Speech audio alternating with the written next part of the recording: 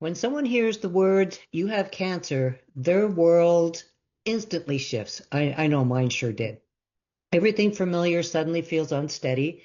Our body, our routine, our relationships, even our sense of self, everything changes. And while most people understand cancer as abnormal cells multiplying uncontrollably, the real meaning goes much deeper. It affects our mind, our body, and the way we experience life itself. Welcome to Tea Talk, everyone. If you don't know me already, I'm Danny Cade. Cancer begins at the cellular level, absolutely. Cells that should die or stay in their lane start multiplying, forming growths that disrupt healthy tissues. But the diagnosis is more than biology. It's a signal that our body is out of balance, that it needs help. It's also a moment that can prompt profound reflection. Some of us ask ourselves, what do I truly need to heal?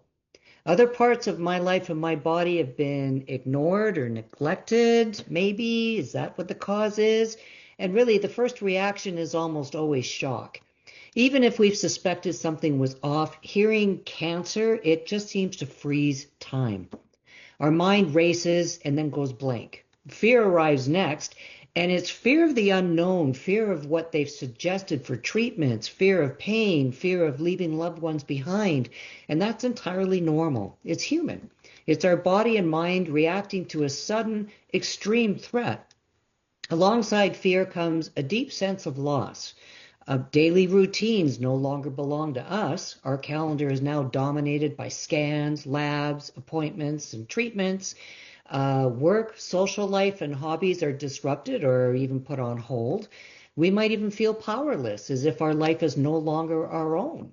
This sense of lost control can be one of the heaviest burdens of all. And yet, while cancer takes away certain freedoms, it can also be framed as a call to action. There are elements that we can control. What treatment plan we decide to go with, for example. We can talk to a naturopath to learn other options that might not have been mentioned. We can learn how we can support our body, how we can nourish ourselves, and how we can care for our emotional and mental well-being. Reclaiming even just small areas of control can have profound effects on how we experience recovery.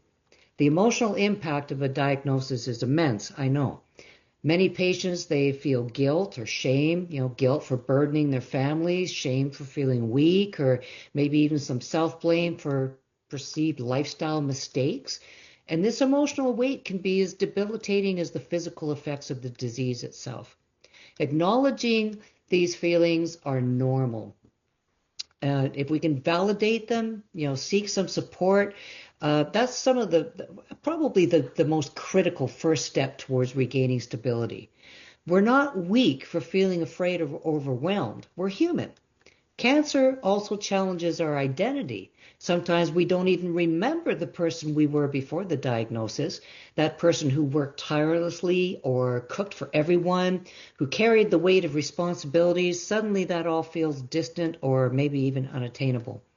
Our body feels foreign, sometimes hostile, as nausea, fatigue, and pain take center stage. Regaining a sense of self requires compassion, patience, and the understanding that healing is not a race, it's a journey. Another layer that many people overlook is the physiological stress cancer imposes on the body. Beyond the tumor itself, the emotional and physical stress triggers a cascade of hormonal changes. Stress hormones like cortisol can suppress immunity, increase inflammation, and disrupt our appetite and digestion. This means that even meals, sleep, and simple activities become a lot harder. Recognizing this connection between our mind and body is really important. We can't heal our body without tending to our emotional and mental state as well. So, what does having cancer really mean? It means our body is signaling that something has gone awry and it's asking for help in ways that are both visible and invisible. It's a disruption that calls for attention, care, and intentional action, but it's also an opportunity to understand our body deeply, to rebuild our strength, and to reassess our priorities. This framing of seeing cancer as both a challenge and a call to action can empower any patient. It doesn't take away the gravity of the situation, but It offers a perspective that restores some agency. While we can't always control the tumor itself, we can control how we support our body. We can decide to feed it properly, hydrate it, move gently, protect our rest, and care for our emotional health in whatever ways work best for us. If you're just recently diagnosed with cancer yourself, the first step is understanding that you are not alone. Shock, fear, grief, and anxiety are normal. Support networks, whether it's family, friends, or patient groups, are very essential. Sharing your experience, even just a little bit of it, lightens the burden and it reminds you that cancer does not define you. Healing is a multifaceted thing. The medical system addresses the tumor, but your body's recovery, energy, and resilience depend on what you do every day. This includes small, actionable choices, meals you can digest, water you can sip, gentle movement, grounding or earthing exercises, and of course, emotional care. Taking control where you can will make the journey more manageable and less frightening. Finally, please remember this. The diagnosis is not a sentence. It's a signal. Again, it's a call to action. It's an invitation to step into a more intentional relationship with your body, your mind, and your life. You might feel fear, sadness, and anger, absolutely, but you will also have opportunities to feel strength, empowerment, and clarity. Cancer is a formidable opponent, but your capacity to care for yourself, to take actionable steps towards healing, and to find small victories every day is equally formidable. By understanding what cancer really means, both physically and emotionally, you begin the journey not just as a patient, but as an active participant in your own recovery. And that perspective is where real healing begins. So join me next week for the next episode where I'm going to go into more detail about the missing piece that most oncologists don't mention, nutrition in cancer care.